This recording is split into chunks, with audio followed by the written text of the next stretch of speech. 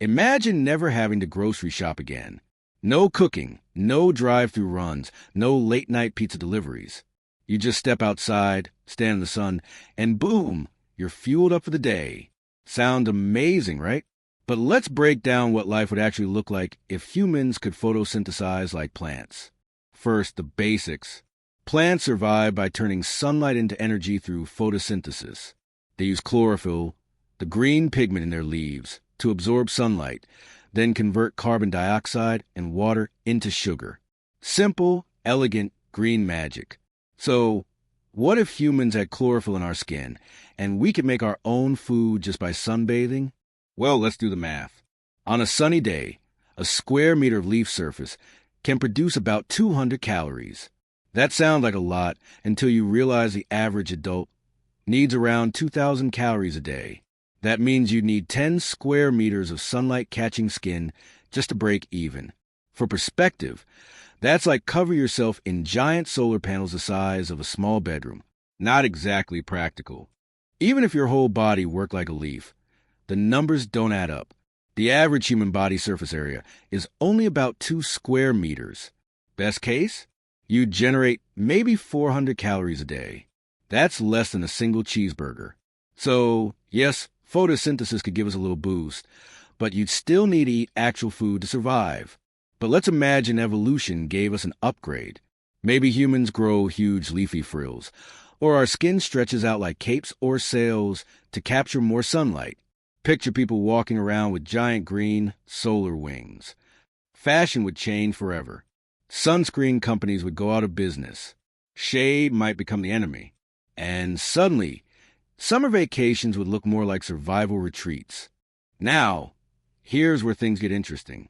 If everyone photosynthesized, hunger as we know it might shrink dramatically in poor or food-scarce regions.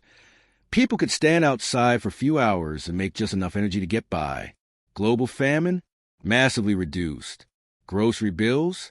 Way cheaper. And maybe, just maybe, farmers' markets will be replaced with sun parks, where people lounge like living solar panels. But of course, there's a catch. To photosynthesize, you need lots of sunlight.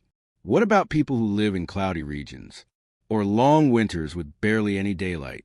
Photosynthetic humans in Norway would be in big trouble during the polar night. We'd probably see global migration patterns shift towards sunnier places.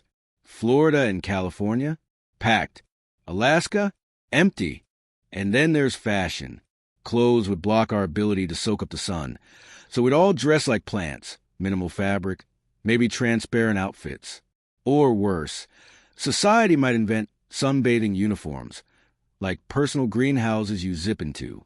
Imagine office workers lying outside on their lunch break, trying to recharge. Forget coffee breaks, it's sun breaks now. Here's the big reveal, though. Even if humans photosynthesize, it wouldn't make us superpowered. In fact, it would barely make a dent in our calorie needs. We'd still crave pizza, ice cream, and fries. The real benefit wouldn't be replacing meals. It would be topping up our energy reserves when food isn't available. Think of it like having a tiny built-in snack bar powered by sunlight. But it does raise a cool thought.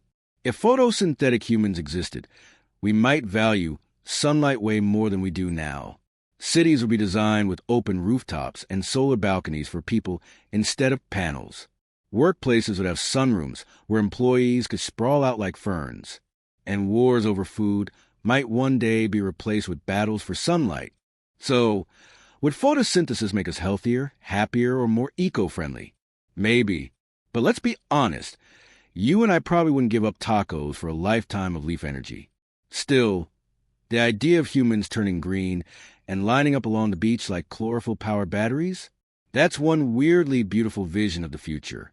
And that's the fun of what if reality meets imagination, and we see how bizarrely fragile or creative life could be. So, what do you think? Would you trade your pizza for photosynthesis powers? Or would you rather stick to being a hungry human?